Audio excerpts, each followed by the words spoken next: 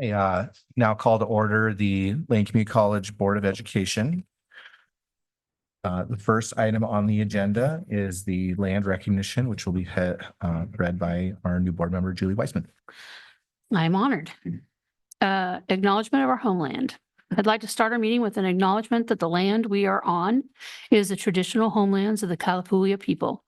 The Kalapuya were stewards of this very land for over 14,000 years before the traditional way of life was forever disrupted. We start our meeting with humility and reverence of the original inhabitants, the Kalapuya. Thank you.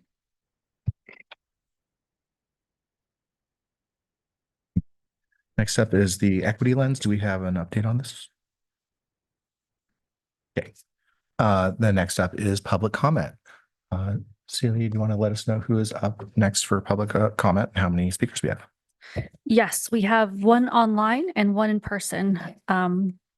We'll start in person, Frankie Kokanor, followed by Katie Neal online.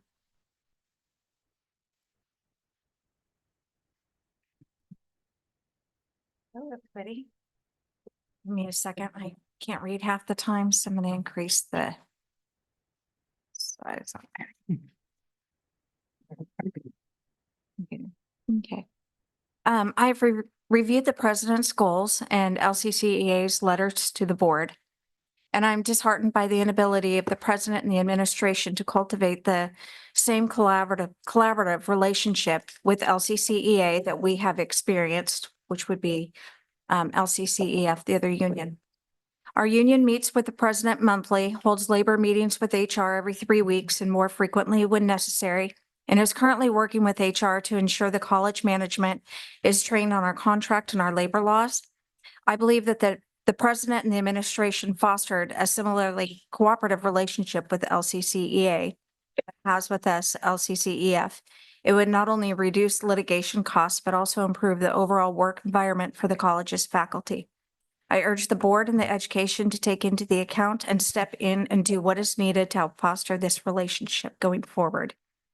And that is also in solidarity from our union, LCCEF. So thank you. Katie Neal.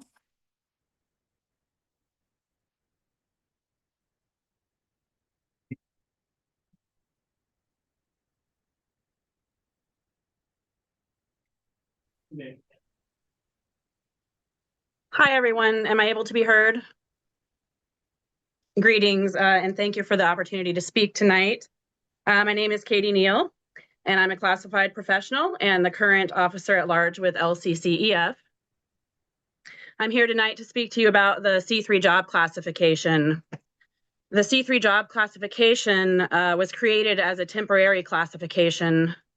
However, some classified employees have been C3s for many, many years. These positions are not temporary. Almost 200 workers at Lane Community College are currently employed as C3s. These classified professionals often directly interact with Lane's students. They serve crucial roles in achieving and upholding the goals, core values, and mission statement of the college. I'm one of these C3 employees. I work with specialized support services, which currently, in addition to employing 4 full-time staff, employs 8 C3s, whose jobs exist solely to support cohorts of student workers enrolled in our vocational rehabilitation program in developing both soft and hard job skills so they can achieve gainful employment in the community. These C3s function as mentors, job coaches, and more. And without them, S3 would not be able to provide services. The same story can be heard in other departments. C3s hold jobs directly serving students. They support the functionality of the college in vital ways, and many departments which are already struggling to function efficiently would fail completely without their C3 workforce. And yet we are the most at-risk employees on campus. Why? So the C3 worker is a less than 0.5 FTE hourly classified employee who cannot work more than a total of 1,039 hours in a year. We accrue no vacation time, we receive no insurance benefits, and if we're lucky enough to get enough hours, we might receive a small stipend in lieu of insurance. We have no job security. and often get used by the college and then tossed aside after we exceed the hours that we're able to work. We have no security around our work hours or scheduling. We are kept on the periphery and excluded from opportunities for professional development. We are excluded from regular interactions with our supervisors, which creates a biased work environment, especially in departments that are struggling to be inclusive. The C3 classification is intentionally restricted in a way such as to prevent employee access to the meaningful perks and benefits the college offers other job classifications. For these reasons, I urge you to work towards doing away with this classification entirely and giving the C3s the job security they deserve. The C3 classification is completely out of alignment with the community college's core values and mission statement.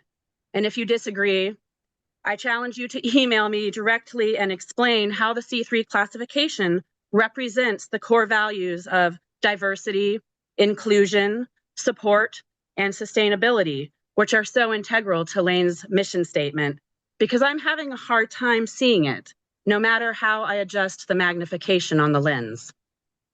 Thank you. Thank you. That's the end of our public comment for the evening. Apologies, we should have adopted the agenda, the land recognition. So that's actually going to be the next item, is to approve the agenda for this evening. And make a motion. I'll second. Wait, no, I didn't finish my motion. I make a motion to amend the agenda. And the amendment would be to put the president's goals in discussion. And the reasons would be that during our July retreat, there was a discussion and was felt that there should be more time given and more discussion. And equally, it's one of our members is absent for this important opportunity for an emergency, as I understand it. Is there a second? I'll second. Okay, any discussion? Yes, I'd like to be recognized in the queue. You're up, Lisa. Yeah, I was reviewing my notes from the retreat, and my understanding from the conversation at that time was that there would be additional work between the chair and the president, but that this would come back for a discussion or a work session in order for the board to be able to provide additional feedback, and then moved to a meeting for approval. So that was what I noted in my notes, and I would like to have that opportunity to have discussion tonight. Sometimes process is as important as outcomes, and I think we had very little time to really discuss an important topic at the retreat because we were running out of time towards the end there. Kevin? My understanding from the retreat discussion was that we asked the president to make revisions based on comments received at the retreat and to bring back those revisions for the board to consider. And I believe that's what we have before us tonight. Julie? That's my recollection as well. And the document that we have in front of us today is a modified document based on the feedback we provided during the retreat. And once the action item is motioned and seconded, we would have plenty of opportunity to discuss. So I'm not sure what is to be gained by moving this off to a discussion item when it's already in an action item where discussion is actually available. So it's just it seems like I'm not sure that there's an purpose here, because that's how my recollection of the way the retreat went. So maybe I'm misunderstanding something. Okay, does anybody else want to speak? And then I'll probably put in my 2 cents. Not seeing any. So I think that we're going to have quite a bit of time tonight to discuss the president's goals. My hope that we could reach a consensus point where we could move forward this evening But of course, if we can't reach that consensus point, then we would move it to a later date for a vote. So what I think I'd like to ask is that we get as far as we can in the discussion tonight. And if we're able to approve tonight, then to approve tonight. And if we're not able to get to that point, then we would schedule additional time to work on it. I see Lisa with your hand raised. So I guess what I would ask is, my experience in the past with this board is that we don't make revisions or edits in the board meeting itself. And so, when Zach, when you talk about having a conversation and getting to the point of where board members feel confident in this document, does that mean we will be making revisions to the document tonight or simply discussing it? Because if we're not making revisions tonight, it doesn't feel like the conversation is a discussion that is impactful, which is one reason why I would want to move it to a discussion item so that feedback could be included to revise the current document. So I guess I'll go back to my question, which is, will we be able to make revisions to the document tonight as part of the conversation? Chair, if I might, since what the board member, what board members are talking about revisions, and then what I would suggest is that we go into executive session to have a conversation about the president's goals in the context of the president's evaluation. I would recommend that we do that. Lisa? Yeah, so my understanding is that goals are different from an actual evaluation conversation. And goals are goals that are also for the college at law, they're for the college, and that is something that should be discussed in a public board meeting. Evaluating the president is covered by executive session law, but setting the goals is in a different category. Not to dispute that, but certainly the goals lead to an evaluation process agreement. And so that is why I'm recommending that we go into executive session to talk at length about these goals. Yeah, and I guess I'm saying that I feel that would not be within line of the state statute. So to respond to your question, Lisa, my understanding is that adjustments to the goals could be made during this discussion time prior to action. Thank you. That's your ruling? Sorry. Excuse me. Is that the decision? I'm just trying. Well, we have to vote Mhm. on the motion that's been made to remove the president's goals from action items and move it to discussion items. So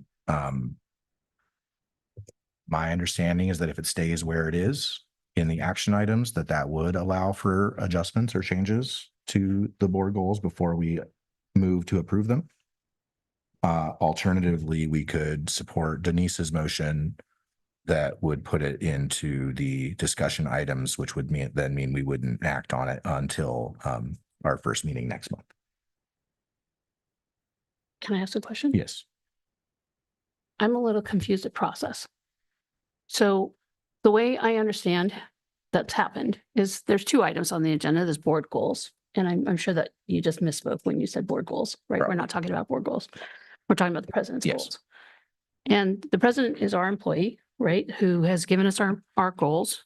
She presented those to the retreat. We discussed them. I got to attend that very first one, so this is my first official meeting. But as an executive director, I'm kind of familiar with this process, so I just want to understand it a little more. By moving this away from an action item into a discussion item, that means that we're in a position where we're declaring here in the board meeting that we have the power and the ability to tell the president what her goals will be. And then therefore, if we do that, then the evaluation process that needs to be discussed in executive session is going to be modified. So if we're going to modify this process as a board to our employee, we need to do this in executive session so that there's a process that is identified. Because the way the process that I understand that we evaluate our CEO is based on the goals that she presents to the board. So the process has to be, the two of those two things have to be identified together. So I'm very uncomfortable with having a public conversation about editing her document that she's given us and modifying it and then handing it back to her without having a process conversation about that evaluation. So this is our only employee. As a board, that is our responsibility. So I'm very uncomfortable from an HR point of view about us doing this publicly when we haven't agreed on a process. That's just my, Thank you. I wish there was an attorney here. Okay. So the current motion on the table is to move the item from the action items to the discussion items. All in favor, please say aye.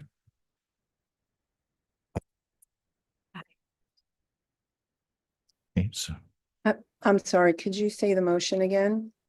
so Denise's motion was to move the 2024 to 2025 President's Goals from an action item to a discussion item. Aye. So we had 2 ayes and all opposed. No. No, We have 4 opposed, so the motion does not pass. Okay. Do we have another motion to approve the agenda or to change the I move to agenda? approve the agenda as written. I'll second. Okay, all in favor, say aye. Aye. Aye. And all opposed, say no. Sorry, Denise, were you an aye or a nay on? No. Okay. So it's 5 yeses and 1 no.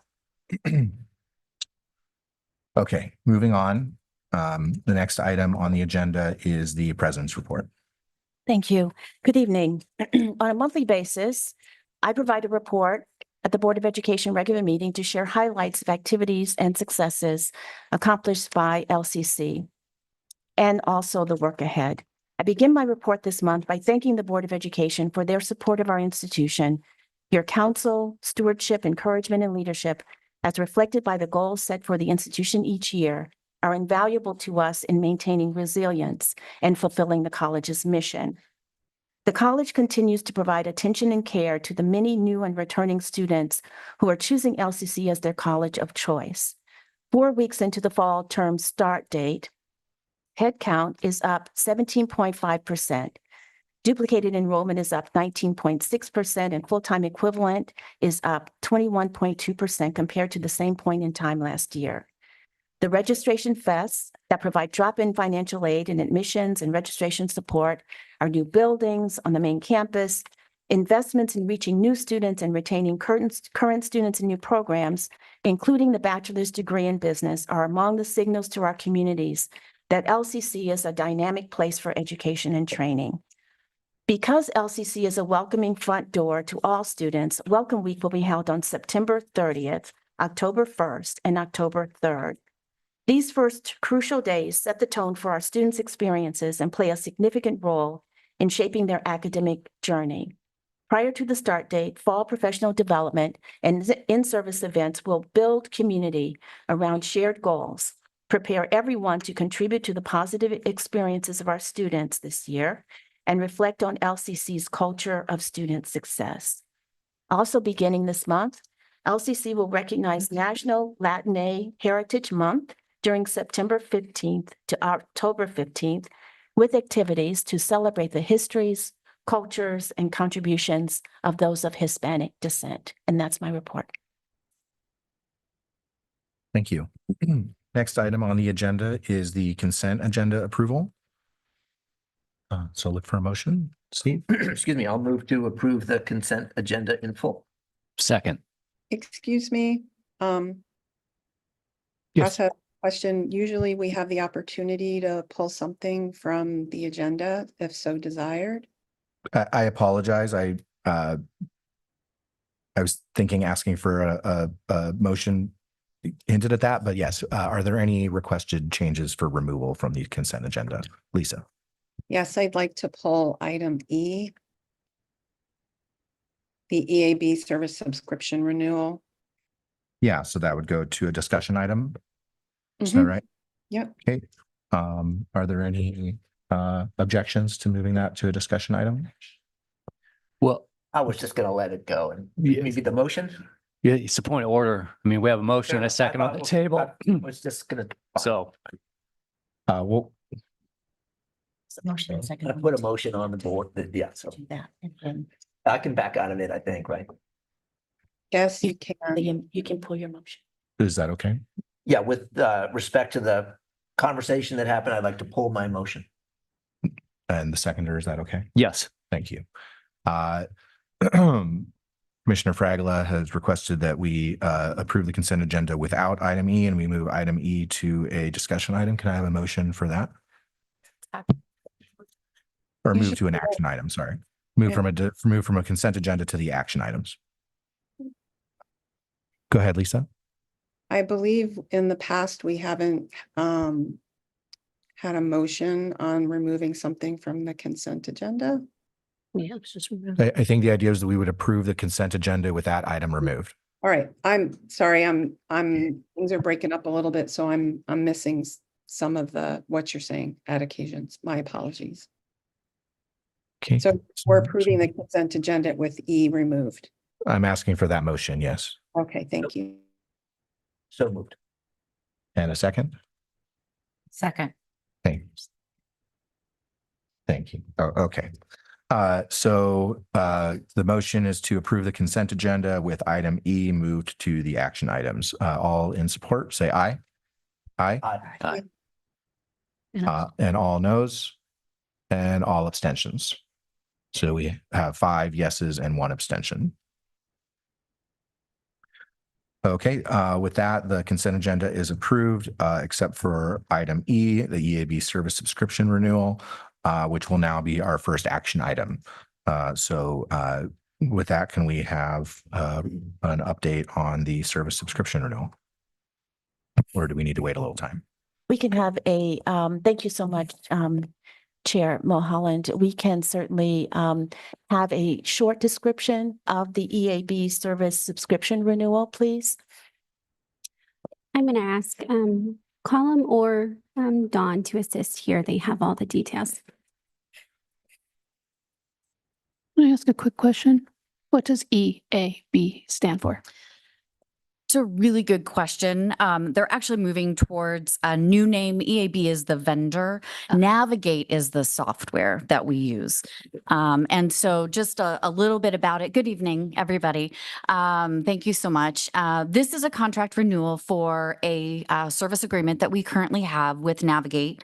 And it is a piece of software that we've been using at the institution for almost 5 years now. We purchased it as part of a grant and then moved it into the general fund. You might remember you all approved a small increase in the tech fee last year to help support the funding of this software. And this is the renewal. And what EAB or Navigate is offering us is a longer service contract and a reduced price within that contract.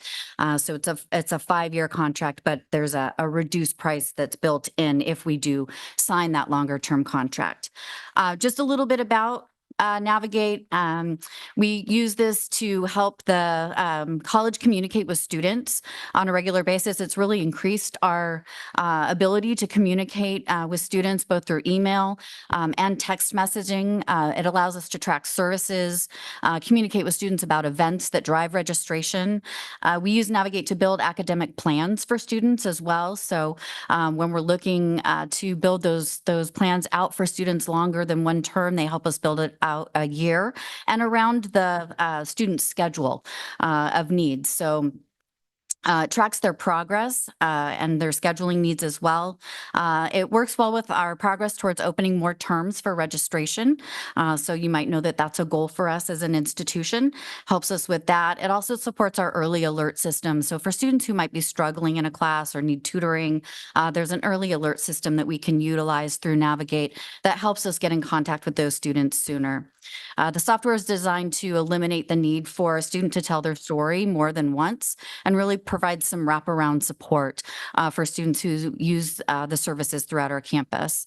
We're getting really, really great feedback so far. We've introduced the registration tool within Navigate. We've introduced the planners within Navigate, and the students are really, really enjoying learning a lot more about this resource, and our plans are to expand it. In addition to the software, we also have access to a number of resources that the vendor provides, including presentations that have been provided on our campus, access to data on national trends in higher education, and additional tools that help us better utilize the functionality of the software. I wonder if Shelley and you and Colin can talk about the Education Advisory Board and its role in higher education and how it's very, very helpful to community colleges.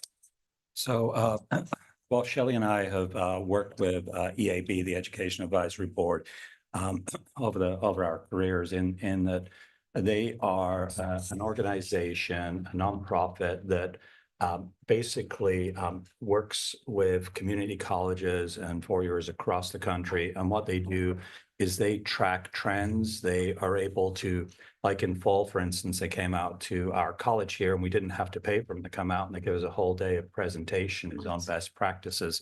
And they also gave us insight into which community colleges in the country were doing kind of forward-thinking things, and gave us recommendations for what we could do to improve retention, improve new enrollments, and across the board there, I utilize them regularly. They provide newsletters as well with looking at a specific college. On our own report I'm going to give for student affairs later, a small group of us went to Pueblo Community College based upon EAB's recommendations as this being a place for best practices. And we looked at a new service model there, and it's something we're looking to replicate to some extent here. And I can just add, I have worked with the Education Advisory Board, I would say now well over 10 years. They are a highly reputable organization. They're based out of DC, and they provide higher education institutions with a variety of services. So everything that Colin mentioned, they also help institutions look at strategic enrollment. They help institutions develop plans for program development. They're just all in all an organization that provides higher education administrators and faculty with just excellent feedback. And I think one of because they have such a very large group of institutions that they serve, they have really good data that they can share. So it's an organization I've worked with for a number of years. And yes, we call it EAB here, but that's simply the name of the company. Navigate is actually this specific software. They do many, many things. We have a motion. No, this is update from staff, but I think Lisa has a question. And then once we're done with questions, we'll do a motion to approve. I do have a question. Thank you. So thank you for all that information. I am very supportive of this subscription renewal. I think it has been a great service for the college. My question was purely fiscal. I wanted to ask the question about, did we fund this fully in our fiscal year 24 budget? Because I noticed there is an increase of 6% in the first year, followed by 3% increases in the subsequent years. And I wasn't sure if that 6% was referring to the very first year, which we're ending. And then if we budgeted for the 3% in the coming year when we set our fiscal budget for this school year. I can answer that. the budget might have been slightly short of the 6%, which is coming in 2025, but they do have sufficient budget authority that will cover this. So it is within their budget. Great, thank you. Okay, with that, ask for a motion to approve the EAB service subscription model renewal. Chair, I move that we move to approve the EAB service subscription renewal. Second. We got 2 seconds. Lisa wanted. Yeah. Denise had her mic on. So Denise is this, Lisa's mic was off. I think she started the second, but it was just a mouth moving. Sorry. Next up, we're going to move to, I'm sorry, we have to vote. So all in support of approving the EAB service subscription renewal, please say aye. Aye. And all opposed? And it's a 6-0 vote. Thank you. Okay, next up is the 2024 to 2025 board goals. Celia, can you put those on the, or Brett, can you put those on the board, please?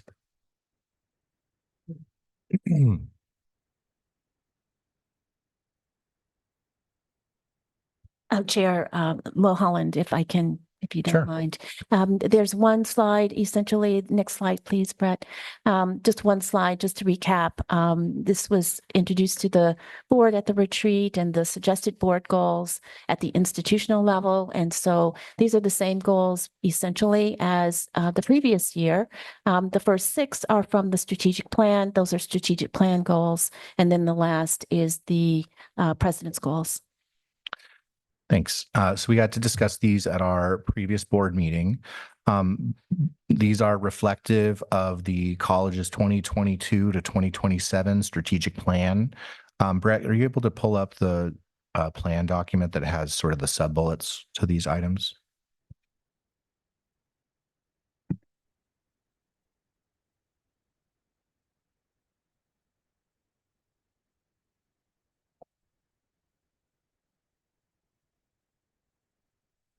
So this is the full 2022 to 27 strategic plan, and underneath each of the 6 bullets were 6 items were a number of objectives. And so it would be these objectives that we would be getting updates on over the course of the year related to each of these goals. So just wanted to provide that context for, when we approve these board goals, that these are the items that we'll be getting updates on throughout the course of the year. And then, being that we'll be about halfway through the 5-year plan, it's a good chance for us to get these updates and think through any tweaks as we get ready for these goals for next year, if we want to make any updates looking forward.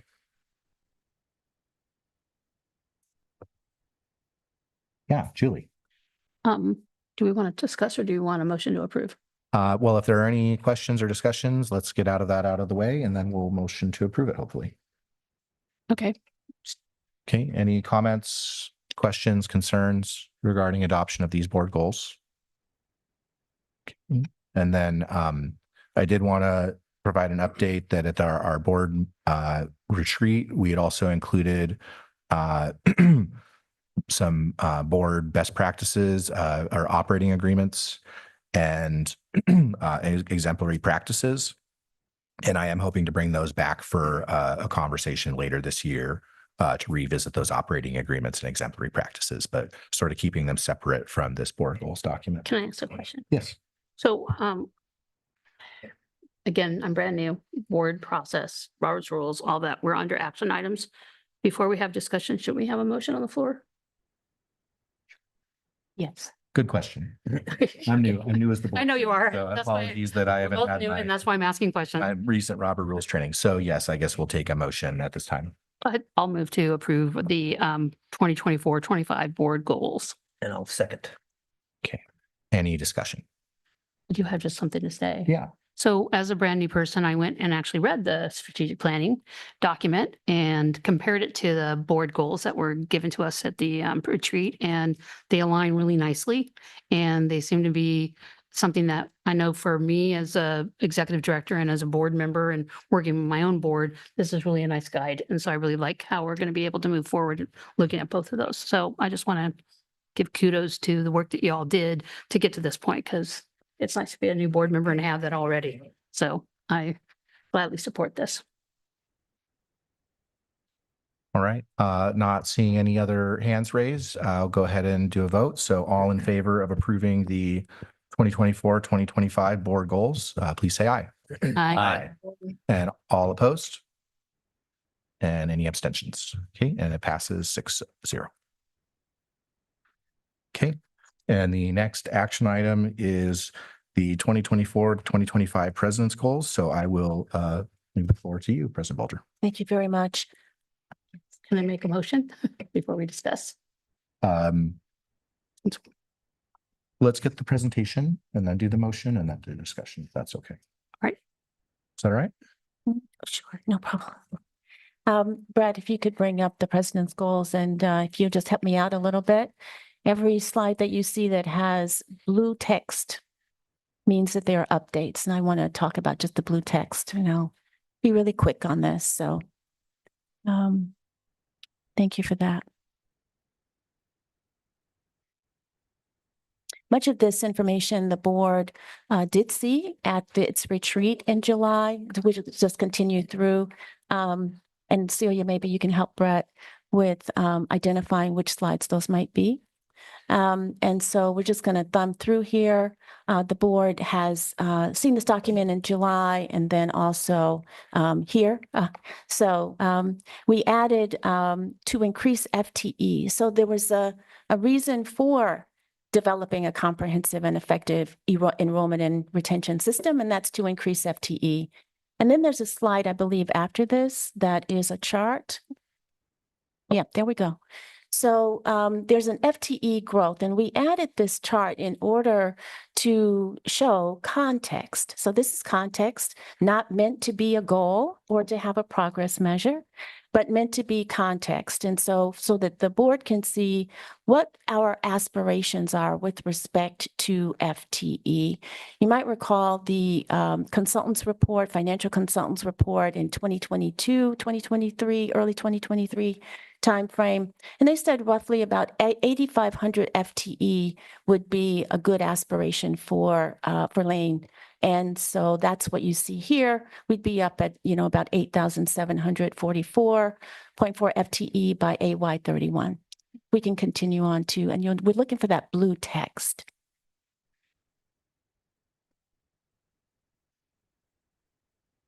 Oh, but before you, please go back. We've also added this. It's not in blue, as you can see, but we wanted to give some context also to the goal with respect to the ratios of engaged to not engaged, disengaged employees. And so we have given here context. The current year ratio, you see 1.17 to 1. But then also our aspirations with respect to the ratios going forward. And so you'll see that the ratio is 4 to 1 that we're really aspiring to. And that's what the Gallup organization and international organization shared with us as being optimal for engaged to not engaged, disengaged employees. And so if we can make these marks, and those would be our aspirations, working with the entire college community, then by 2028, in not too distant future, we'd be there. Yeah, thank you. Keep going. Thanks so much. Okay, there we are. We wanted to make sure that we added to the progress measures just for clarity's sake. The first one, making progress on the change, you'll see that all in yellow, but we added from 3.56 to 3.66. That was earlier in the report, but we wanted to include that here. And then this year also, I added a new bullet, making progress on the change in the ratio of engaged to non-engaged employees from 1.17 to 1 to 1.6 to 1. Please move on. We also added this in terms of the progress measures. You'll see what you see in blue is also context. It's not the goal, it's the context. And so the current year mean score is 3.56, and you can see again, getting up to that mean score of 4.11 is where we are aiming to be. And I think that may be it for the rest of the document. Oh, well, look at this. I wanted to make sure that we added this context just so that this document was complete. This is also context for the listing the campus climate projects, and these were developed in the spring of 2023. And you'll see there are 9 of them. And so the topics are after the colon, essentially what's in blue there. Those are the areas. And we engage the entire college community in this. Those projects came from them, and we're really excited about them. And then there's the progress measures here, the monthly updates to the board and the college community, report on regular dialogue sessions to the Board of Education, and synopsis of bi-monthly crucial conversation series with the college community, consisting of the managers and the faculty and classified professionals, all of the college community. Thank you. Make a motion. Yeah, I would like to do questions about the presentation, and then I will have motions and you'll be the first one to. So if we have any questions about the presentation. Yeah, I'm sorry. Did you have a Let me question? get a Robert's Rules training because I'm probably screwing this up. We have an action, we have an action item. We're about to discuss an action item before we have a motion on the floor. It's And just, I have a process question about that as well. Clarify process questions first is, I can withhold my question. So process gets clarified. Okay, I apologize. So what is the process question? Then I will take the motion because that is apparently what I should be doing right now. So I would like to point out that Julie is correct, that it is very standard within Robert's rules to have a motion for an action item prior to proceeding to discussion. Julie, I will point out that as a small board, we have been quite flexible in this regard as a practice. So that may be part of what you're seeing. I think you're probably also aware that on small boards, like Robert's Rules is used with a lot of flexibility as opposed to rather large boards. I know you're accustomed to some rather large boards in terms of the use of Robert's Rules. So my process question is that, and this is the reason why I wanted to move this item from an action item to a discussion item. If we make a motion, let's say the motion is to approve this item. If we need to make any changes to this item, will we have to amend the motion every single time?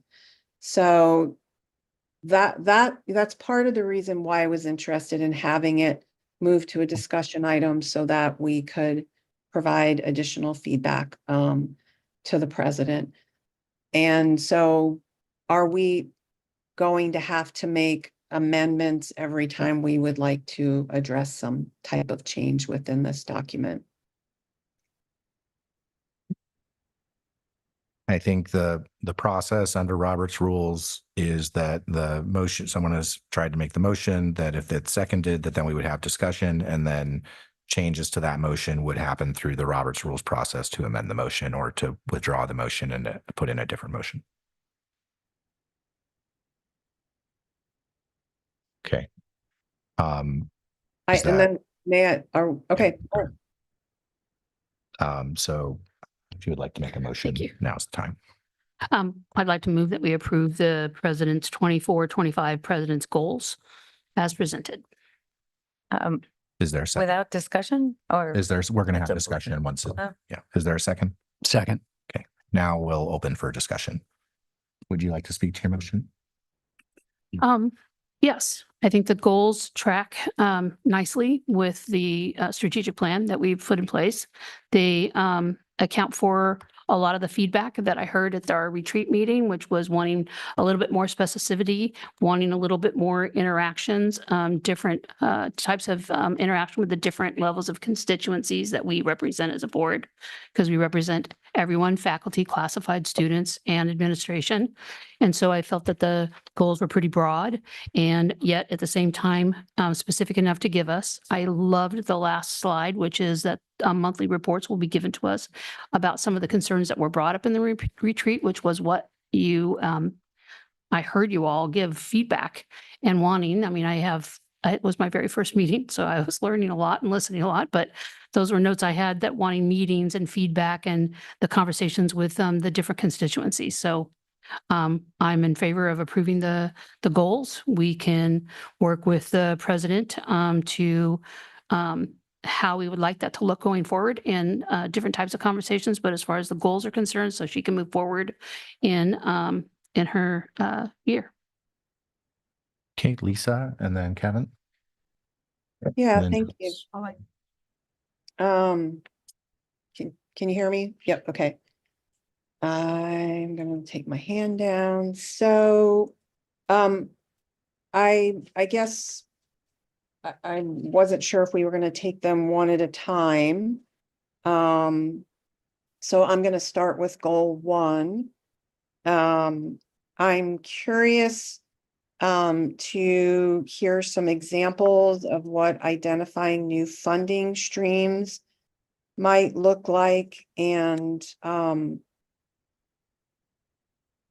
then I guess in relationship to that, when I look at the goals, because some of my feedback on these goals was that I thought they lacked specificity, and that they weren't strong metrics for measuring. And I still believe that. I still think there needs to be more specificity in the metrics. So when we receive updates on non-traditional revenue streams reports, I'm just wondering, what are some of the things that we might be hearing about? I know there's probably development that's going to happen on that. I think I'm just looking for what might be some examples. And then there was also a comment about transparent decision making, and I'm wondering how that will be measured as well.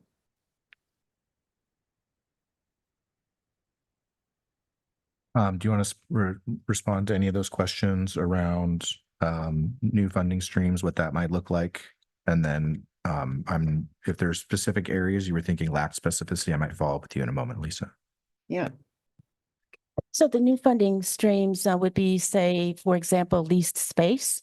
So these are new non-traditional funding streams, certainly those that we don't have currently. Leased space grants, I think, is one of the ones that that we were thinking about as well. I don't think the board has ever received a grants report, for example. The board probably doesn't even know how much revenue we actually generate through grants. And so, so that would be another one as well. And any other, we will be exploring creative options for this purpose. And then for the piece around transparent decision making. What if you could refresh my memory? Yeah, about the goal and strategy that you're referring to.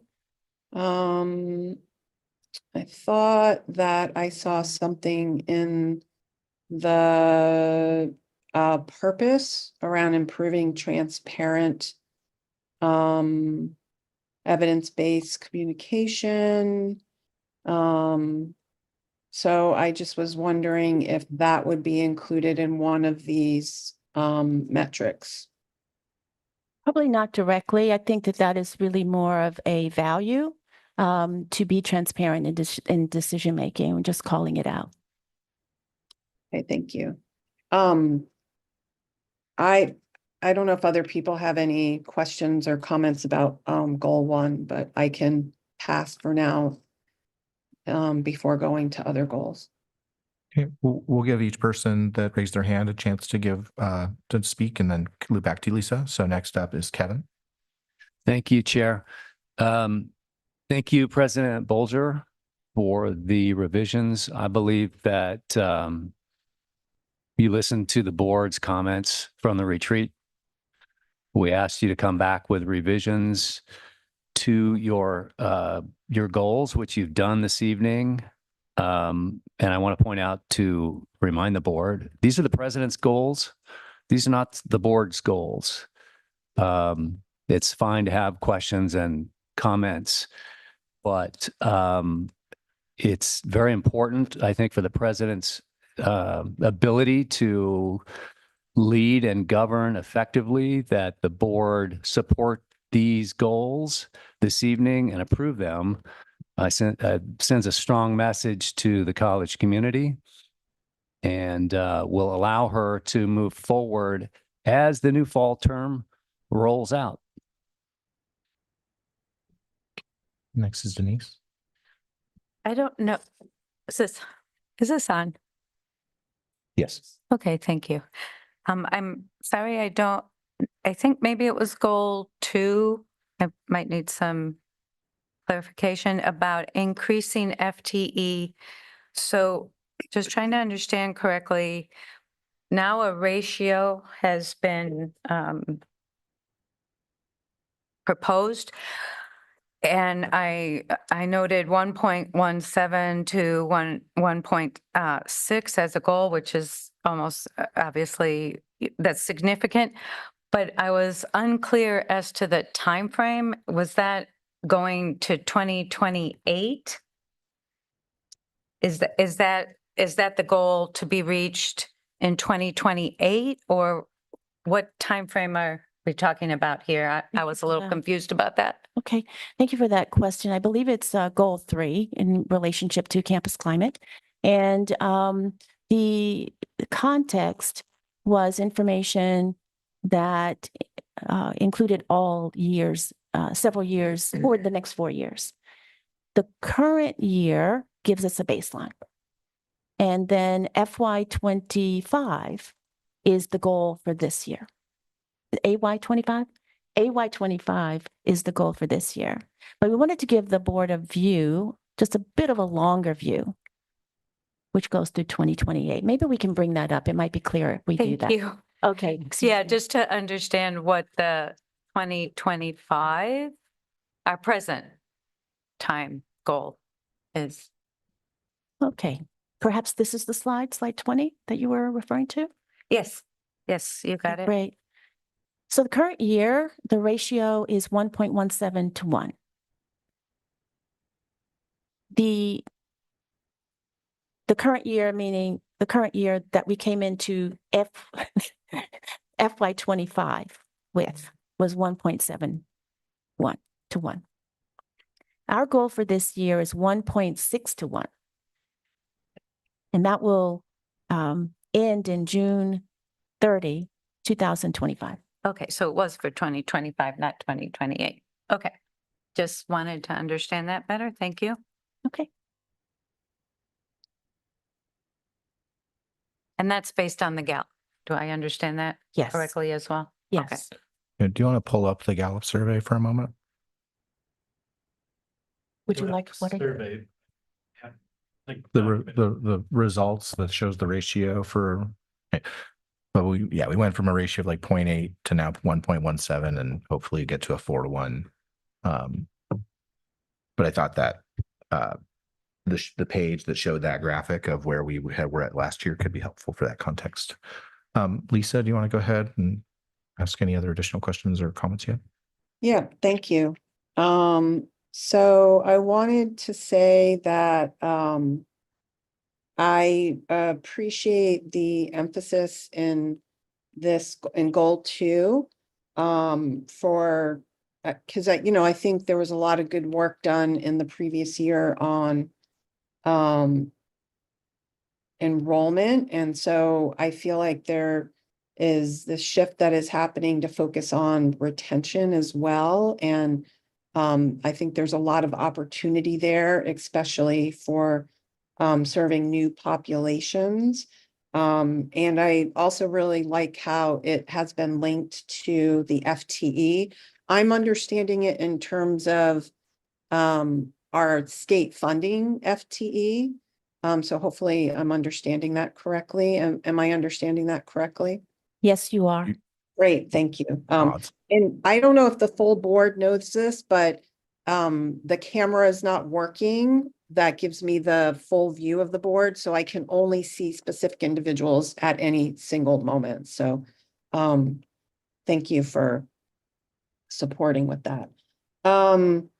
So I know in the past, we have discussed the ACRA report. And forgive me, I don't remember what that stands for, but you know, just for some context, Julie, that was a consultant that we had come in and do a deep dive into our enrollment and retention systems. I am curious within the progress measures where we will be tracking accomplishing those recommendations. I know that we've had conversations as a board about a desire to accomplish many of those recommendations. So I don't see that as a specific progress measure for goal 2, but maybe it is buried within one of them, and that's just not clear to me. The ACRO report recommendations, I appreciate the question. The ACRO report recommendations will be covered in the strategic plan objectives that are being worked on this year by the college, because it's not just student affairs, but it's also academic affairs and other units as well, information technology, other units that would be working on those. So that's how the board will see any improvements to our systems, our enrollment system, our retention system, how we engage all of the college community in these processes. So that's where that would fall. So bullet 2. Well, no, it would fall in the board's goals. It would be the board's goals. If I'm explaining this clearly, the board has 7 goals. The first 6 are coming from the strategic plan. The ACRO report, because there are strategic plan goals and objectives that are directly related to enrollment and admissions and all of that. And so that is where the ACRO, the results from any work that we're doing to improve based on the ACRO results will be given to the board. So it's not included in the progress measures for goal 2. Not for the president's goals. Did you have a clarification, Colin? I think the last board meeting or the one before, maybe in June, I'd mentioned we're going to be able to give progress reports on all the ACRA recommendations on where we are. We're tracking them constantly, so be happy to give those as we move forward. Thank you. Thank you, Colin, for mentioning that. Again, we will give reports to the board based on the strategic plan results, based on our work to advance the strategic plan, basically to operationalize or implement the strategic plan. And so Column's reports are not directly related to the president's goals as they are articulated, so directly related to the strategic plan goals and objectives. Which we'll be getting updates on throughout the course of the year. Yes. What was the timeline for the progress report that you said? I could give them maybe every month or 2 would, I think quarterly. Quarterly, yeah. Okay. Yeah, let's follow up on how to get those incorporated. And then what does ACRA stand for the new board members? The American Association of Collegiate Registrars and Admissions Officers. Thank you. Yeah.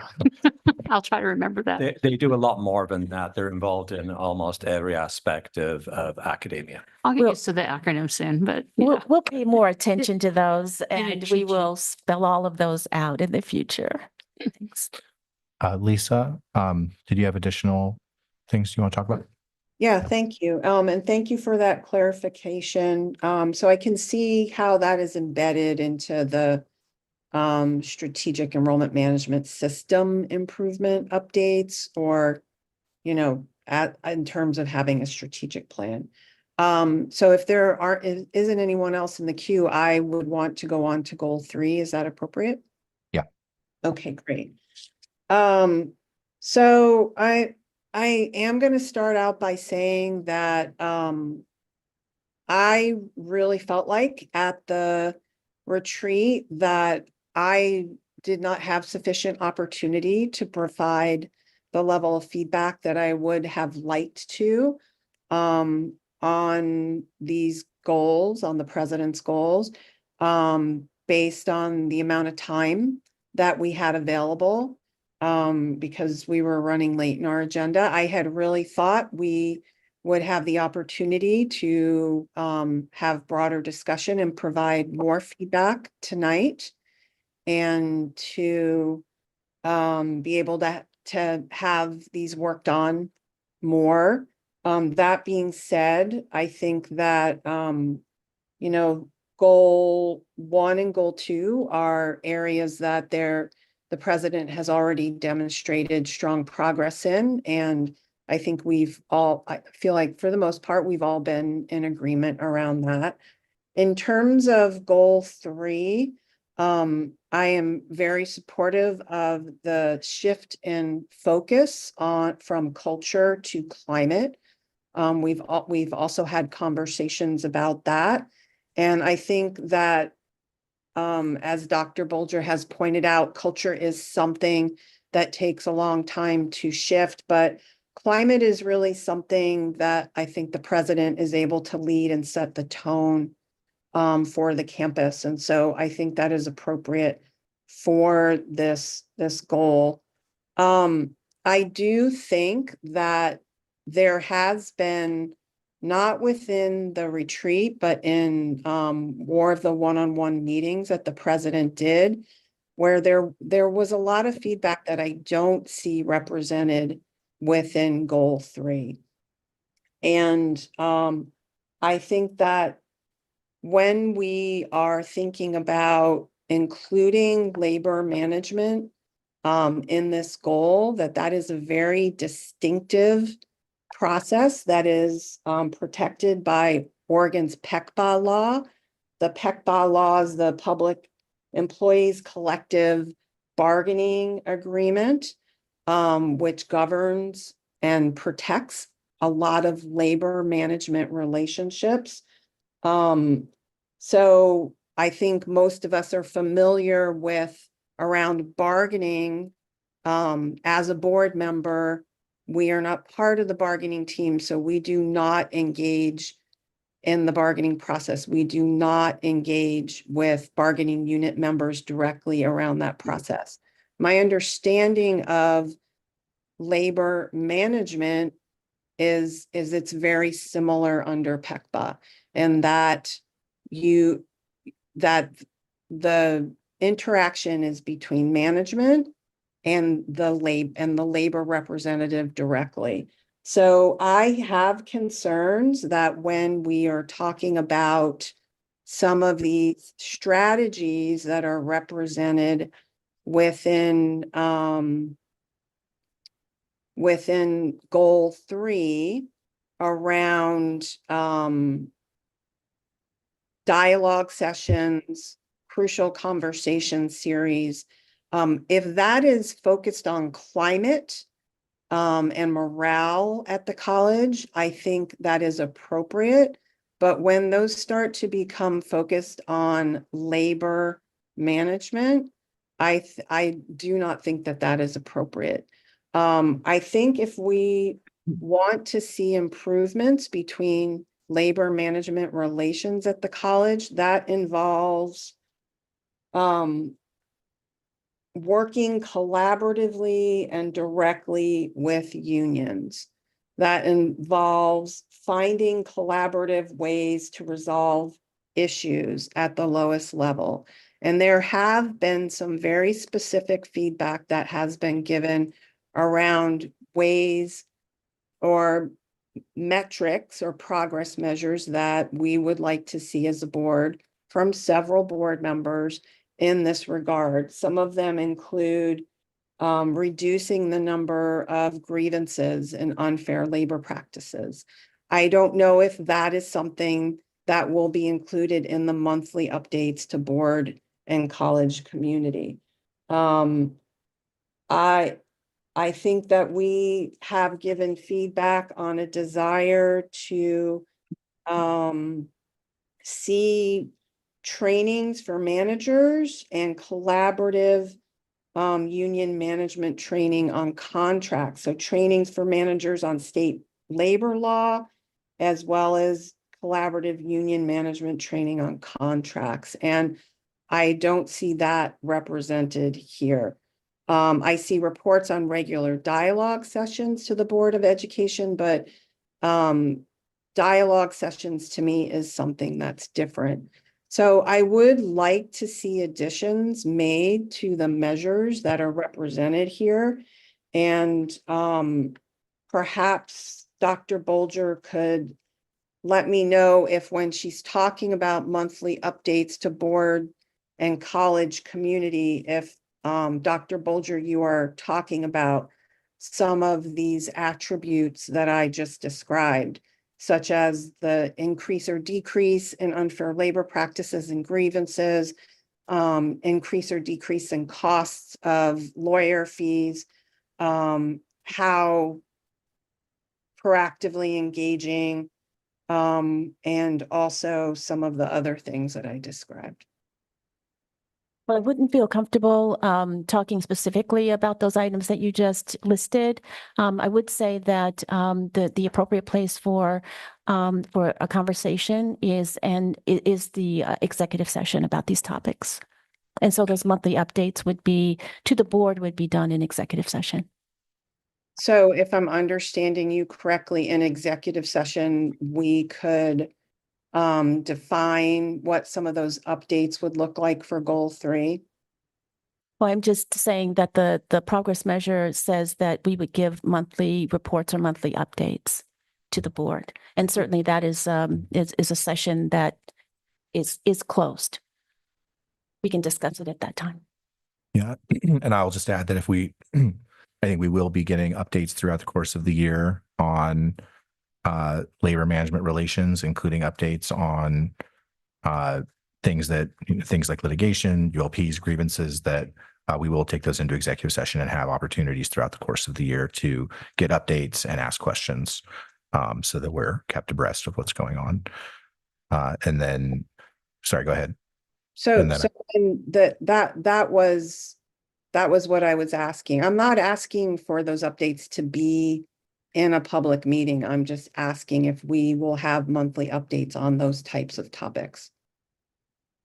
I don't want to put words in your mouth, but I believe that is the intent of having these conversations with labor, and then providing updates to the board regularly on those conversations, as well as the other things that should be handled in executive session that we can talk about at those times.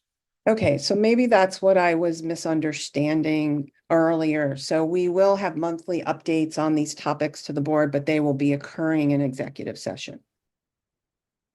That sounds correct, yes. Okay, well, thank you for that clarification. I think there was something I wasn't understanding earlier. I thought the discussion of these president's goals was going to be in executive session, not the monthly update regarding these topics. So that provides a lot of clarity for me, and I appreciate that. Thank you. Denise? So I want to follow up on the discussions that were had at the retreat on training, which I think is a win-win for everyone and does not fall under executive session, but a commitment to have training so that there is an opportunity to ask questions and to clarify. I don't see, I'll put it in the, I see this, any kind of training, and of course, maybe even the board can can choose to set a tone by also engaging in the training. I think this kind of collaborative understanding among the college community goes a long way to having good communication, because it's just if it's informational, it's not interpretive. That is not the point of a training, a labor training. The point is informational. This is what it says. This is what it means. This is what we do when we have, these are the steps, these are the procedures, et cetera. And I think that that could be very useful. So I know that that was part of a discussion at the retreat. So this would be information for board members that we could get updated on. This would be training for management. The purpose of the training would be to enhance and improve labor relations, because there would in fact be a training. I think if we're going to start talking about specific types of trainings or specifics around labor management relations, that would also be an executive session topic. But I don't, do you want to maybe just speak very generally to trainings that are already conducted, or do you want to handle that in a time? Yes, and probably another time. I would just say that I really share the value of professional development. It's a commitment that I've had at this institution, previous institutions as well, for all of the employees. And so I would say that I value professional development, and we are doing that and continuing it. What I can say is I can follow up with you after the meeting, and if there's things that we want to incorporate into our board trainings, that I'm happy to talk to you about that and figure out what items we can incorporate. The college community has gotten DEI training, if I'm not mistaken. That's been pretty broad, right, across cabinet and managers and that. And so in like kind, I think understanding fundamentals of labor is a good thing. Okay. It's a good thing. That's my point. That's what I heard. And that's what I thought could help us to create the communication and the environment to have collaboration around these issues. I've got Kevin and then Lisa. Yeah, thank you. I appreciate the value of professional development as well. And I may have misunderstood what you said, Denise, but I think it's outside of the purview or the responsibility or the roles of this board to engage in training around operational issues, labor issues, day-to-day issues. I don't think it's appropriate for our board members to do that. Very encouraging and appropriate for employees of the college to receive that training. But I think that's outside of the board's responsibility. Lisa? So I have a final clarifying question on the on slide 30. So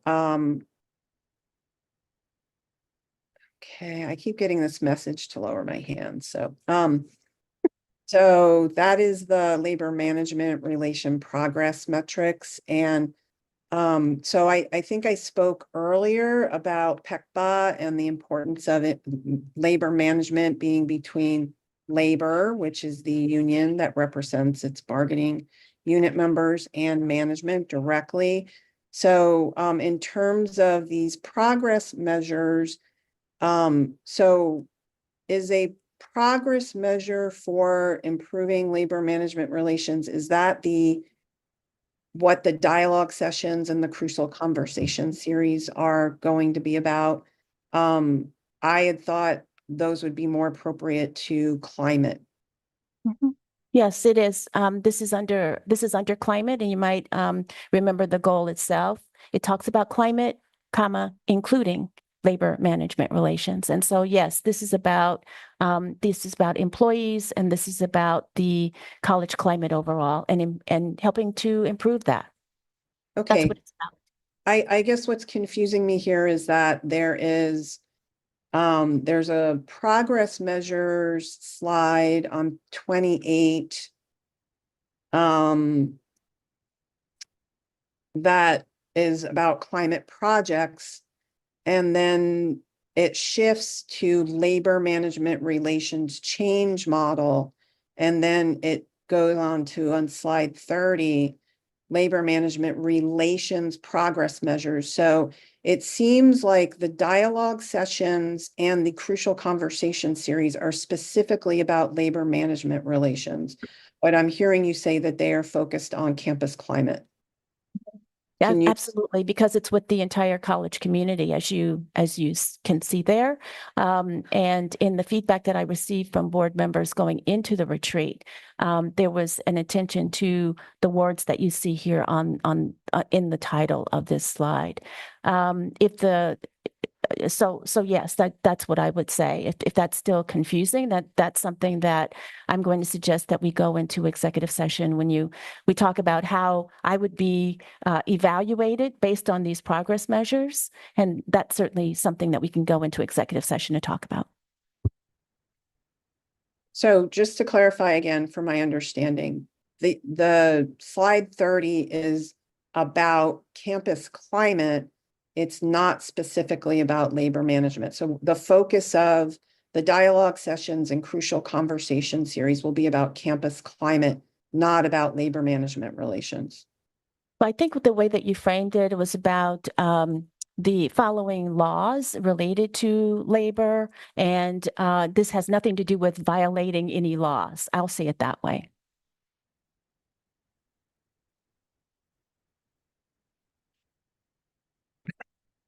Steve, did you have a In question? case you had follow-up. Do you have a follow-up, Lisa? No, thank you. I don't want to, Or keep going. Steve and then Denise.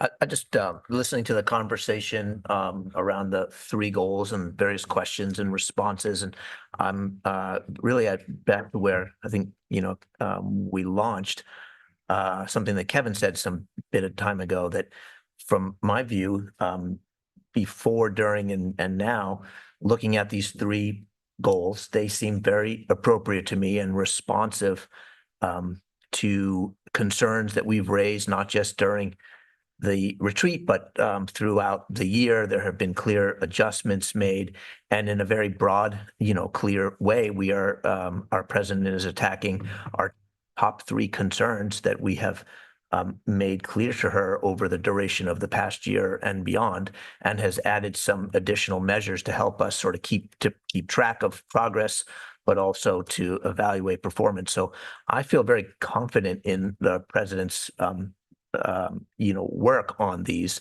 and her responsiveness to not just the board, but because at the end of the day, she may report to us, but she's responsive to the entire campus community. And for me personally, these seem to be very responsive to, her chief goal, which is to make sure we have how shall I say it, create a successful learning environment for our students. So I'm ready to vote and in support of the goals as written, and I hope the rest of the board will also vote, and so that we can show that there's strong support for these goals this year. Okay, Denise, you're up, and then I'll probably make a comment. And if we have any more comments or questions, we'll do that and do a final round, and then have a vote. Yeah, I think the distinction that at least I'm hearing to try and be made is that campus climate, engaging in conversations and dialogues with campus community members, right, helps obviously to keep the dialogue, the openness for when we use the term campus climate, availability, listening, and that is different. That is different than direct conversation with labor leadership under the category of labor management relations. So I'm just hearing that to clarify those two areas. And what I understand at this point is that the reports that will be made to the board in executive session will be specific to what we have been asking for and as staying in status and updates in specific relationship to labor management. Do I understand that clearly? Is that the understanding? I would say that, contract negotiations, there are certain ways that reasons that we can go into executive session. So, No, I don't mean contract negotiations. Okay. I really do mean, issues that may arise that we want to get status. We want to get status reports on it. We want to understand because we really want to lower the temperature and the numbers of labor management intense issues. We have said this, we've talked about this. This is a real important goal. Yeah, I think just stepping back for a moment, I'm very appreciative of the president's goals as they've been outlined. I think, we're largely in agreement that there's been very strong progress on goals 1 and 2. I'm very appreciative of the building of the framework to have some numbers and aspirational goals associated with each of those goals. With regards to goal 3, I think what I've heard is that there is the strong intent to within existing labor management frameworks to have regular conversations with labor leadership, to provide regular updates to the board on the outcomes and ongoing results of those conversations, and keep the board more abreast of those conversations as they're ongoing.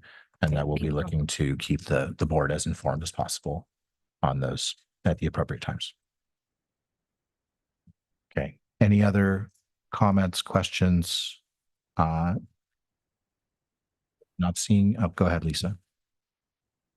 Yeah, I'm just going to say that again, I feel like I have not had I don't feel like I've had sufficient opportunity to provide feedback on the changes that were made. I see some changes here in goal 3 that I am very specifically concerned about. And if we are going to move ahead with approving all of these tonight, I do not know if I can support the language that is currently in goal 3. I think it's too murky. I'm still not able to get the level of specificity and understanding that I'm seeking.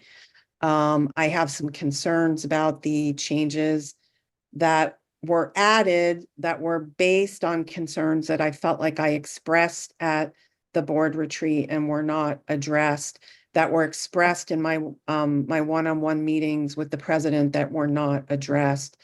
And so in recognition of the fact that there is a motion on the table to improve this whole thing, I don't know if I can vote to approve the whole thing. And it was communicated that there would be an opportunity to make changes to this. It doesn't feel like that opportunity is available.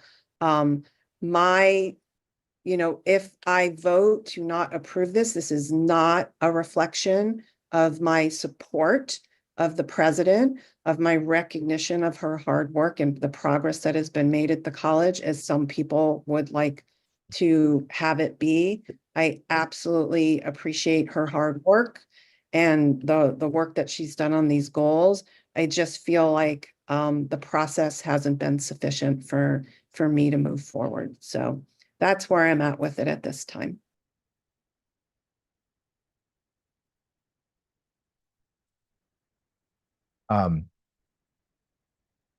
I would love to figure out exactly how to suss things out so that you were 100% comfortable tonight, Lisa.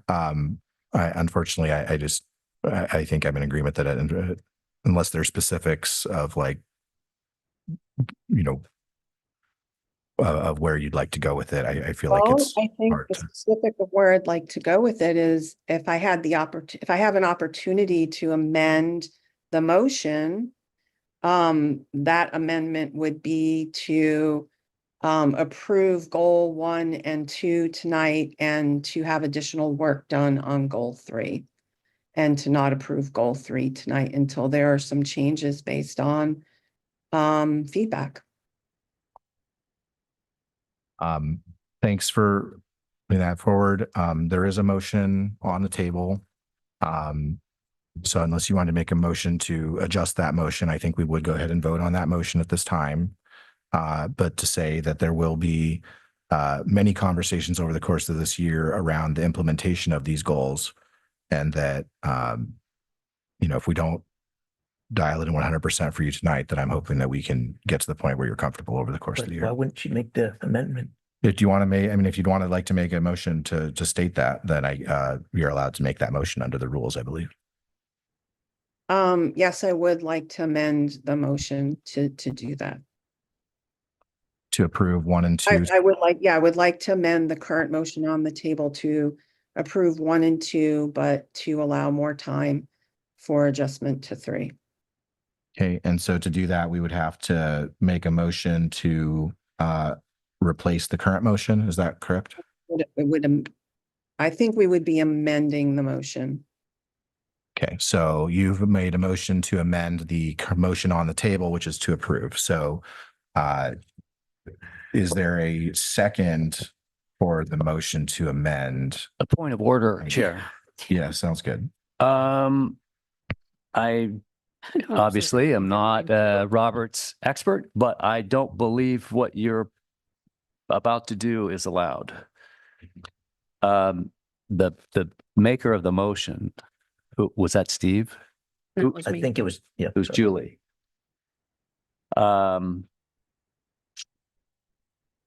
I believe Julie would have to withdraw the main motion. Not if we amend it. I don't think you can amend it. Can I ask for? There's no such, okay. And, I believe there's no such thing as a friendly amendment, but I think I can amend. Julie might know better than any of us. I don't believe so. Let me help with this. So Technically, Lisa's right. You can amend a motion, and there's technically no such thing as a friendly amendment. So you have the motion on the floor to approve the goals. If Lisa would like to propose an amendment, then you would consider the amendment by itself before moving forward. Okay. You would need a second for that amendment to be considered, but then what would be considered as the amendment, it would either pass or fail. And that if it passes, it would impact the original motion. If it fails, you go back to the original motion. Okay. But right now you have that original motion on the floor. That's what's under consideration unless there's a motion to amend it. There was a motion just now to amend it. We're waiting on And a second, a proper. I second the amended motion. Okay, so what's on the table is a motion to amend the first motion. So if this motion passes, we would then vote on approving goal 1 and 2 and not 3 tonight and come back to 3 at a later date. If people vote no on this motion, we go back to the original motion to approve the goals as written. Okay, so all in favor of the motion to amend the motion, which would then be just goals 1 and 2 in the follow-up motion. Lisa, clarification. So all ayes Raise my hand, Dan. Aye. Aye. But and all nays. I was confused what we were doing right there. So this is to amend the motion. So all ayes. I saw 2 ayes from Denise and Lisa. Okay, and all nays. Nay. Okay. So the motion fails 2-4. So then the next motion on the table would be to approve the president's goals. Can I just say one last thing? Yeah. So the president doesn't have a lot of flexibility on what she can say in public session, nor do we have a lot of public discretion about what we can talk about with regards to labor relations. So on the motion, on the goal 3, all the data, all the reporting and things like that, that she's telling she's going to give us on a monthly basis. Anytime that there's something that needs to be discussed in executive session with regards to many of the things that you mentioned, Lisa, I'm pointing to you as if you can see me. But see. all the things that you actually referred to, the concerns from labor that was read out and all of those types of things cannot be discussed openly here, but they can be discussed in executive session. And I think that we can bring those up. They're more operational than they are anything else, and they fit inside this goal. And so I feel really comfortable that we'll still be able to address the concerns that you brought up, but we need to address those in executive session. And we have flexibility there and how we can operate. So that was just my comment that I feel. Lisa. Yeah. Feel like that was directed to me specifically, so I just Sorry. wanted, no, that's okay. I just wanted to acknowledge, thank you for that clarification. That was, I mean, I think that was part of the clarification I was seeking to address earlier. And what was I gonna say? So I think I lost it there. Sorry. I understand that we will be getting updates on anything that is an unfair labor practice or a grievance in an executive session. We, of course, do not get those in public meetings. But the dialogue sessions and the crucial conversation series, I assume, are something that we can have reports on in a public meeting. So I do see distinctions there between what can be discussed and what cannot be. And then I would like to request a roll call vote on this motion, please. Okay, we'll do the roll call in just a moment. Just want to again express my appreciation for the goals as presented for the discussion this evening. I just want to recognize, the positive intent that I see in this document and a commitment to what I think is our shared values around improving the campus climate. So with that, we'll do a roll call vote. Lisa Fragla. Yay or nay? Oh, I'm sorry. I thought Celia would be calling the roll call. Oh, so- I'm sorry. I guess I don't know how to do this yet. Thanks, Celia.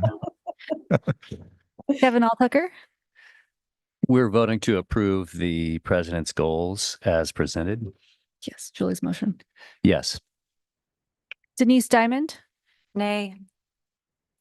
Lisa Fragala, Yay. Steve Mattel, Yes.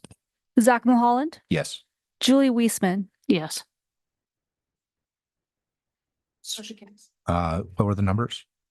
4-2. Lisa, you were a nay. That's correct. You were no, correct? Okay. All right. Thank you. With that, the motion passes and the president's goals are approved. Next are discussion items. So we have academic affairs, then student affairs, then human resources. Yes, thank you so much for this opportunity. These are standing reports. We have added a human resources report by Vice President Turner. And so I'll start with Dr. Tinkham and then move to Dr. Joyce and then Shane Turner. Good evening, President Bulger and board members. I presented a written report to you. I trust that you've received it and have read it. I'm just going to provide you a couple of highlights. You might think that the summer months is very slow for academic affairs, and quite on the contrary, it's quite busy. Much of what we're doing is reviewing evaluations and assessments from last year and getting ready for the upcoming year. Right now, I'm looking through all of the annual plans of all of my academic departments, making my global plan so that we can be ready to receive faculty here in a couple of weeks. All of these plans feed up to the president's goals and objectives, and it also feeds up into our strategic plan. So it's a very iterative process. We have employed a new process for this academic year, so we are learning it. And, it's a bit messy at this point in time. It's been very inclusive. And so we have received probably more information than we have in the past. And with that, some of the feedback that we have received is that people feel that they can, that the decision-making is more transparent and that they can share information between departments, and they just generally kind of know what's going on. But for us in academic affairs, it's been a heavy lift because we're learning this new process. I'm also very excited to share with you that we have finished our mid-cycle accreditation report. This will be available to the campus community probably by, it's dated, it's on September 6th. So we're putting it on the website now. That mid-cycle visit will take place in October. Mid-cycle is year 3 of our accreditation cycle. And we're very much looking forward to that. This work in many ways it's behind the scenes, but it takes a lot of people to get this work done. We've been working on it over the last 12 months. And I just want to sing the praises. I won't list everyone, but all the faculty, the staff and the managers who've made this possible. And I do want to recognize one faculty member, Gina Sabati. She provides technical writing assistance to us. So I'd like to thank her for her contributions. And with that, just want to say, we're getting ready for the fall. We are looking forward to our faculty in service. We have a keynote speaker this year who's very well received by our faculty. Her name is Flower Darby, and she's very well known within equity minded teaching circles. And also she's been doing a lot of work in AI and with small teaching models online. So with that is my report, unless there are questions. Thank you. Good evening, everyone. I'm making a report on student affairs. Similar to what Shelley had mentioned, our classified staff have been working all summer, as of our managers, deans, directors.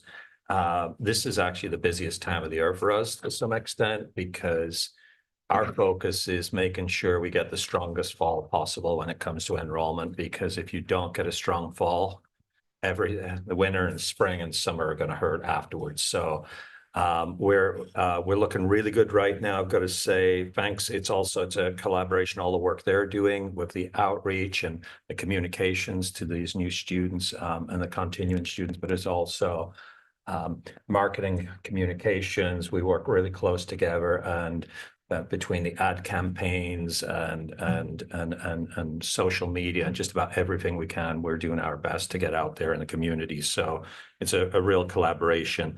So fall-to-fall credit enrollments are up 19.6%.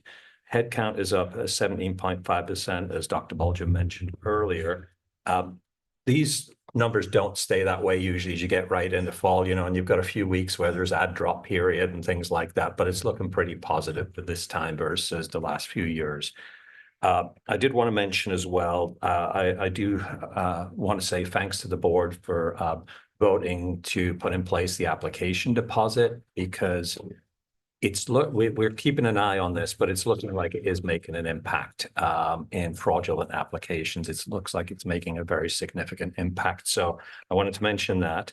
One other thing, Dawn Whiting, our AVP in enrollment, gave a little presentation at one of our team meetings that the conversion rate. So for new applicants who are applying to the college, last year, our conversion rate from application to registered was 37%. This year, it's 44%. So it's increased significantly. So I just want to thank the group working on that in enrollment. Financial aid had some really heavy lifting. It's been really difficult to work in the financial aid department here at every other college or university in the US between what happened with the financial aid. I'm going to call it a debacle because that's what it was. But right now, all the students for summer term were awarded, and they've been given awards for the fall, winter, and spring terms. And we're all caught up loading the FAFSA records. International programs, things seem to be going pretty strong there. We're looking to get a good enrollment this fall term. It seems like we got all the beds booked in Titan Court that we can. That's our downtown campus. We have a residence hall facility down there.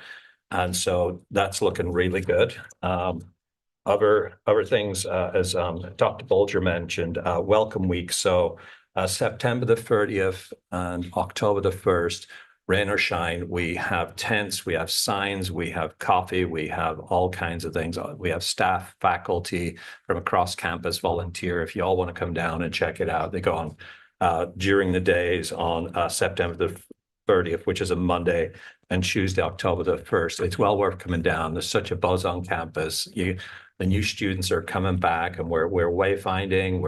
We've got music on, we're having fun, and it's really great welcome for new students. We all wear Ask Me on our badges or hats or wherever. And so it's well worth coming down and meeting the students in person. They're nervous the first days, and then you've got continuing students, and then you've got returning students who might not have been here for 15 years and are coming back. So it's wonderful. I did want to mention student life and leadership and international programs that collaborating on training their student leaders for the first time this fall. Topics are going to include diversity, equity, inclusion, community building, and making ethical decisions. So that's for 30 student leaders on our campus. And in future years, we're looking to really engage more students across campus. And we're really working on encouraging our students to be more active and engaged in what's going on at the college. I wanted to mention, we will be seeing, once term starts, Sophie Gibson. She's a new student government association president, and she'll be sitting with the board here in the meetings once term starts. A couple of new employees. Mary Smith is our new director for academic advising, and she's doing great work so far. We're really excited. She's really, she's got a background in management, data-informed decision-making, and organizational change. And she's stellar. We're excited to have her on board. And testing support services, we got Shelby Gordon, and Shelby worked at Allen Hancock College, and she's got a lot of great experience in student success and accommodation support. And then I wanted to mention a little bit, just to clarify, 4 of us. There was Kathleen Campbell, our financial aid director, Dawn Whiting, our AVP up here, Isla Sontag, one of our classified staff members, who's a early outreach person, and myself. We went to Pueblo Community College to have an on-the-ground 2 days. Basically, we worked with this college. They give us so much of their time to learn this new student success model, which we're going to be looking to implement in this upcoming year. And it's a game changer for them. And it was EAB that pointed us to them. So, for instance, our fall-to-fall retention of new students coming in fall, say 23 to 24, we retain 50% of them. So we lose 50%. Some of them might come back later, but it's 50%. They were the same number 3 to 5 years ago, and now they're up to retaining 70% in their last year. So it's a real wraparound, high touch model. So we're looking, and I'll give you more information on that as we move forward. And I think that was it. I've got lots of things, but I've only got 5 minutes. So Can I ask a question? Yeah, I've got Denise and then Lisa, and then I might have one as well. Okay, thank you so much. Always enjoy all the great progress being made. So we know that getting the students in at fall is so important, right? And it's so exciting that what is being offered at the Florence Center. And I'm just wondering if there could be or plans or whatever to have counseling in person. Way back in the day, there used to be that. And people really look forward to that personal touch to just really try and get us up and going. It is because it's just so exciting to have the opportunity to have, the in-person classes that are being offered? Absolutely. And the student success coach model that we're looking to implement, what we're looking at doing as well is each of these student success coaches gets something like a cohort of 200 students that they work with personally. And so these student success coaches learn admissions, advising, financial aid, scholarships, registration, and also all of the services we supply, and they work one-on-one with these students. So what we're looking at doing is, say for the Florence campus in Cottage Grove, having those students in that area as being part of this so that we can kind of really help them through in a more personalized way. And it would include going out and visiting the campus. Do you foresee that that's possible for this fall session? We don't have the positions in place yet. We're going to be putting them out shortly. Yes. I see. Did you want to add something? No, I think Colin shared. We hear you. Don't want you to know that we hear you, and we are certainly have an intention. I think that Dr. Joyce was mentioning, we have an intention of bringing all of our centers into the services that we provide. So downtown center, we don't want to leave any of the centers out, including our aviation academy. And so Dr. Joyce answered the question just fine. But since, the chair asked me to go ahead and share what was on my mind, then that's what's on my mind as well. I just want the board to be aware of that we consider ourselves one college, not a college with a main campus and then multiple centers. Lisa? Yeah, thank you. Thank you both for those reports. So Colin, I was really pleased to hear that you feel like there's been progress with the fraudulent claims. That's good news. Because it did seem like it was a considerable burden. But I also heard you use the word debacle for the FAFSA. Do you foresee any improvement with that coming? Yes. In fact, this October, before the next financial aid, before the next go around for financial aid for this upcoming year, they're piloting, the Department of Education is piloting a number of colleges, community colleges and universities, and going through the process earlier with them to look for any kinks and everything. So I think this upcoming year, it's probably going to go mostly fine. Okay, great. Mostly fine.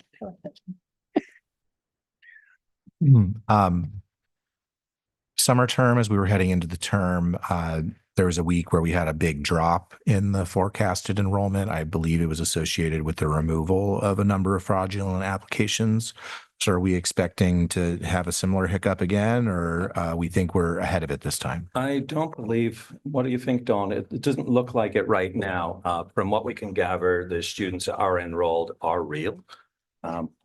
Yeah, based on the same criteria we've been using, Yeah. we haven't found anything. I will say that we still have about 3 more weeks to experience this activity, but we have a regular process that we run to kind of capture and assess whether or not we think that there's any fraudulent enrollment. But as of right now, we believe that the application deposit is working, and we don't have any of that. And if I can add one more thing, we do find that we found historically through the last number of terms, last couple of years, that these bad actors do tend to often apply just before the start of the term as well. So there's less chance of catching them. But I think we're using the same criteria we used last couple of terms, and it was very different at this point.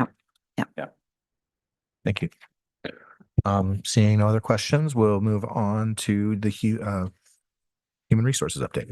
Thanks for the opportunity to address you this evening and provide you with some updates of things that we discussed during the retreat.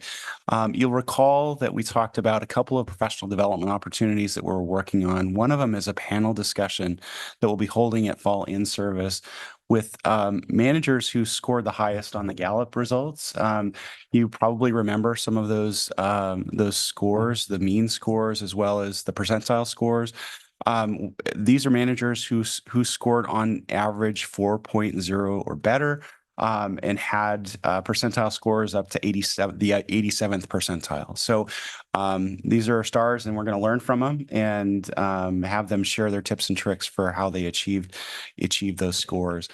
Another thing that we're bringing in for the fall in service, this was just an idea at the time that I talked to you about it at the retreat, but we're bringing in training active bystanders for our managers to be able to address in the moment issues of bias or discrimination or harassment and interrupt that.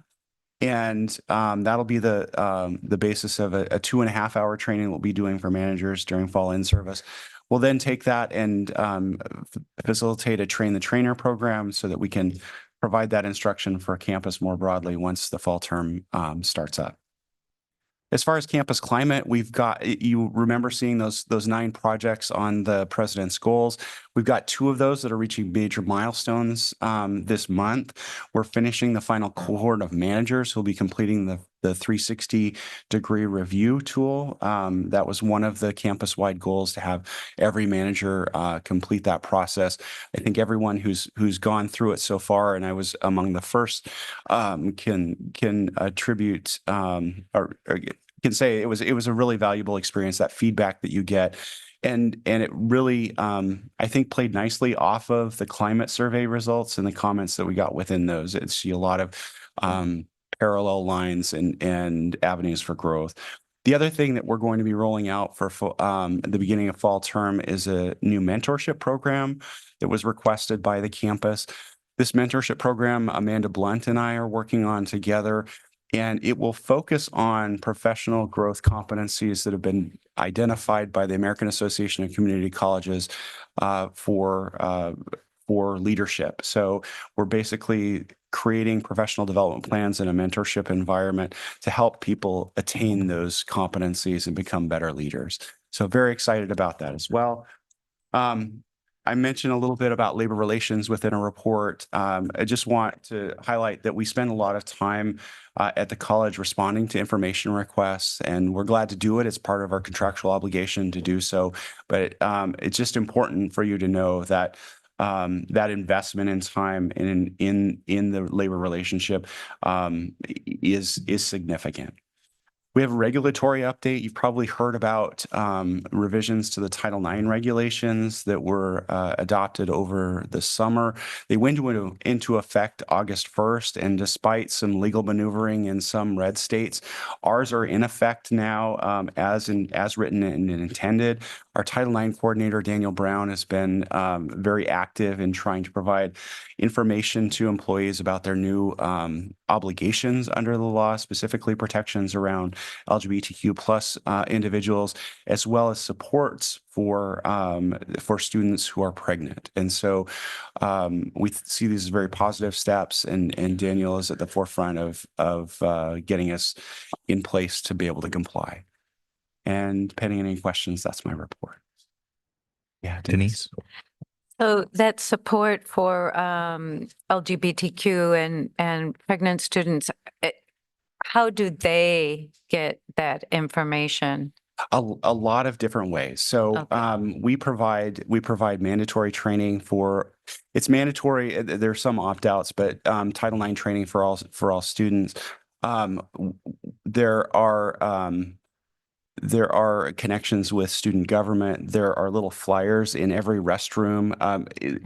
It's just in a bazillion different ways that Daniel reaches out to students. He goes and meets with student government, meets with student athletes, so lots and lots and lots of outreach. He's a very busy man. That's great. And I just have one more, unless somebody else. Go ahead. So it sounded very unique and interesting, that kind of in real time support person. I forgot the exact term that you used. Training active bystanders, is that? Yeah. Training active bystander. Yeah. All right. So is that people who volunteer to get that training and then in turn act in that role? Is that right? So we're what it is? training all the managers first. So all managers would have sort of that toolkit at their disposal to be able to say, I know what to do in this situation to interrupt incidents of bias. The intent then is to provide training for campus members. It could be anybody, it could be managers, could be anyone who is interested in this, right? There've been really successful implementations through student government. I could see a number of faculty who might be really interested in this. So we'll open it up so that they can then provide training to the rest of campus, people who are interested. Part of what we've been trying to do is reinvigorate our bias response procedure and process over this past year, because what we find is a lot of instances don't rise to the legal level of harassment under Title VII or under the law. And so, but there's a lot of this stuff that happens kind of just below that. And how do you address that? So we have a bias response team.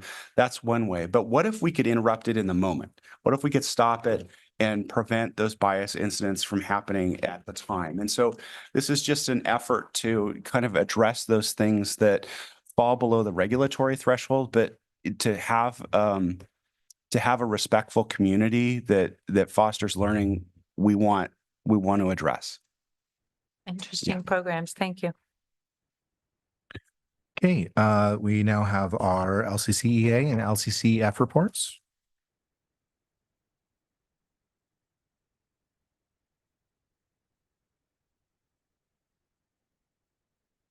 Good evening, President Bulger and members of the board. A few brief updates.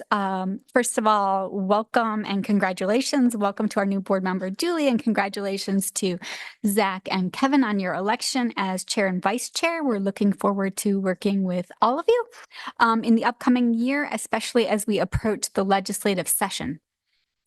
A brief follow-up on labor relations from our report in July. We've reported on several issues impacting faculty in the ESL and ABSE departments, and we're happy to report that one of the issues appears to be resolved based on the information we have available at this time. But we do have some outstanding issues that are impacting the faculty in those two departments, and those issues are now slated to go to another arbitration hearing. And one of those issues includes providing compensation for faculty for training hours as required by our MOA. One of the challenges that we faced over the course of these months was that the administration declined to meet with us about these issues, directing us to work with attorneys throughout the summer. But we were able to schedule a meeting in August and held the meeting last week. So that was a positive development to at least be able to have a meeting. In addition, through this process, after we learned about the changes to minimum qualifications that would have impacted a significant number of faculty in ABSE and ESL, we requested information to find out if there were other faculty in other areas who could be impacted. And in response, we've received a document that was 2,565 pages long. It was a PDF that was not searchable.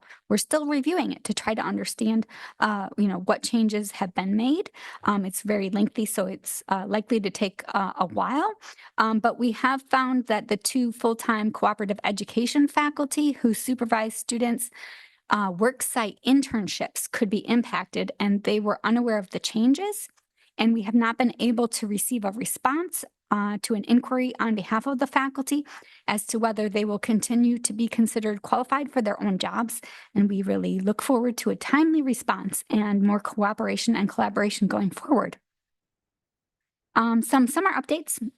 Our faculty member leaders have been engaged in a lot of fun activities, actually this summer, including professional development, planning, and advocacy, including workshops, retreats, and planning weekends. We sent a team of 7 faculty to the U of O Labor Education Research Center Summer School, where members took a deep dive into topics such as promoting social justice and equity, legislative advocacy, and many more.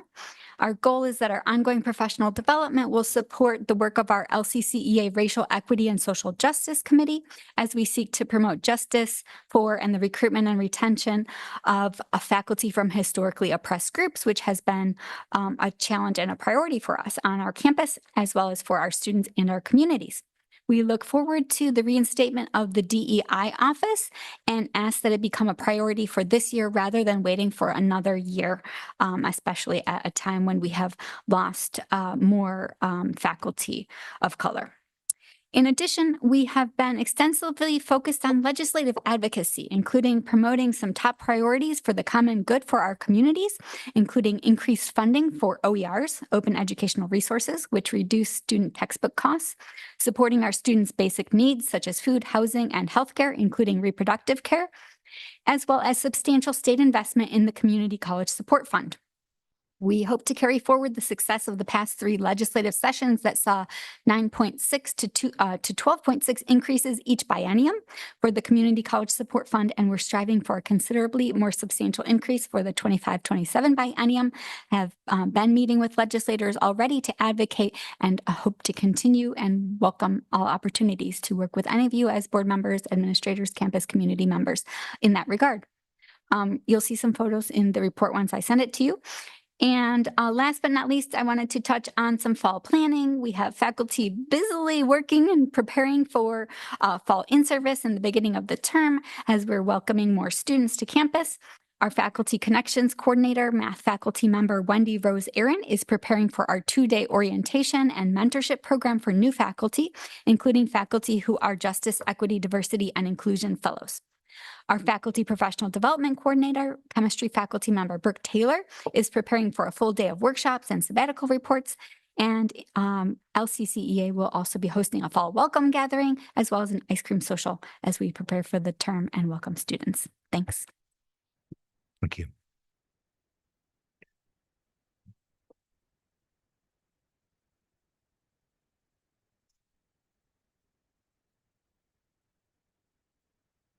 So good evening, everybody.